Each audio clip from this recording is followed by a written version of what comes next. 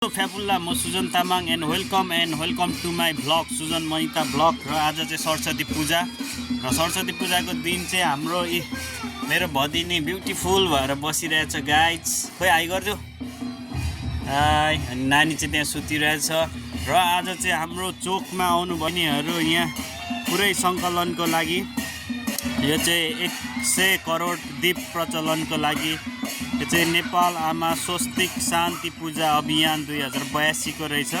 यो चाहिँ इतिहासकै पहिलो पटक यति ठुलो दीप प्रचलन गर्न आँट्नु भएको रहेछ र उहाँहरूले चाहिँ इन्टरटेनमेन्टको सहित अरूलाई पनि आज सरस्वती पूजा मनाउन जानेहरू पनि त्यहाँ नाच्दै हुनुहुन्छ। आज चाहिँ सबैजना रमाइलो गर्दै हुनुहुन्छ र गाइज हेर्न सक्नुहुन्छ। यसरी नै सहयोग जुटाउँदै यो राम्रो चिजको लागि सबैले सहयोग गर्नुहुन्छ। र आज के अरे भदिनी सरस्वती पूजा। अनि बुनिया कति खाने? बुनिया चाहिँ आज जोडले खाने भन्दैछ गएर पूजा गरेर। हेर्न सक्नुहुन्छ हाम्रो गाउँको नजारा चाहिँ यस्तो छ। वरिपरि नानीको लुगा त्यहाँ सुकाइरहेको छ।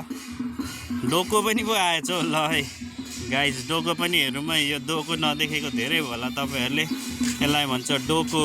घाँस दाउरा गर्नु गाउँघरमा युज गरिन्छ।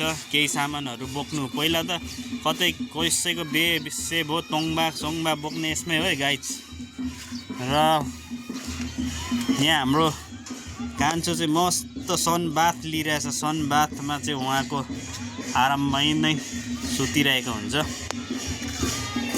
हेर्नुहोस् चोकतिरै रमाइलो छ आज।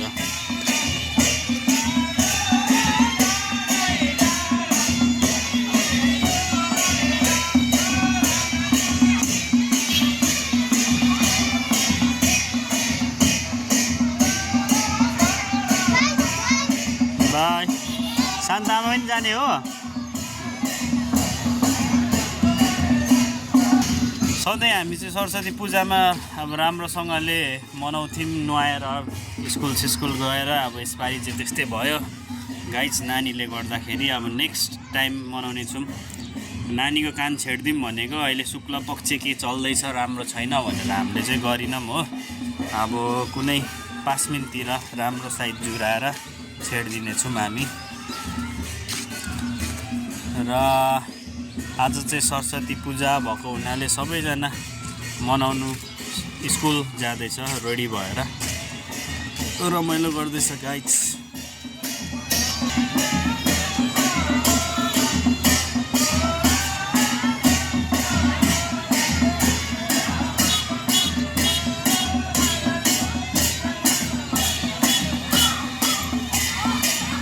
यो दाइको नाच चाहिँ मन पर्यो मलाई।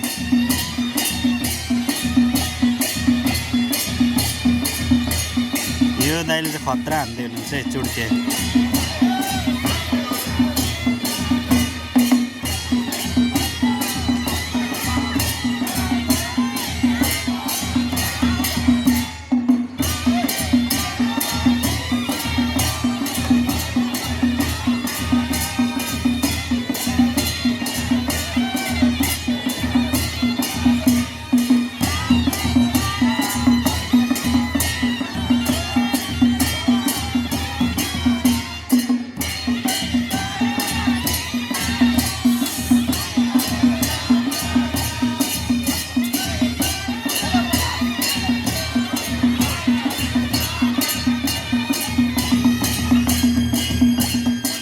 दाइको डान्स हेर्नु है बबाल छ बबाल।